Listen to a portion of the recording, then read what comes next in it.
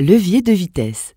Le levier de vitesse se manipule de manière très précise pour ne pas rater le passage d'une vitesse et endommager la boîte de vitesse. Il convient de bien suivre l'ordre et le sens de la grille. Voici le schéma de la grille d'un levier de vitesse. On compare souvent la grille à un appartement constitué de couloirs et de chambres verrouillées. Les numéros indiquent les différents rapports de vitesse.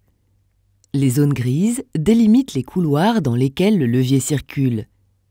Le ressort sert à ramener le levier au milieu de la grille, face à la troisième vitesse. Il remet ainsi la boîte à sa position de repos, appelée point mort. La position point mort est la position de base du levier de vitesse car elle permet de neutraliser la boîte de vitesse en coupant le lien existant entre le moteur, l'embrayage et les roues. Pour vérifier avant de démarrer que l'on se trouve bien au point mort, faites bouger le levier de droite à gauche dans le couloir du milieu. Cela peut se réaliser soit de manière lâchée, soit en tenant le levier.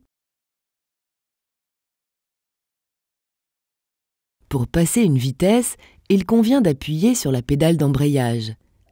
L'embrayage fonctionne donc comme une clé qui permet de manipuler le levier et d'enclencher une vitesse. Sans l'embrayage, il est strictement impossible d'enclencher une vitesse. Le levier est comme bloqué. Vous verrez dans la prochaine vidéo comment les vitesses se montent en suivant la grille, l'une après l'autre, à partir de la position point mort.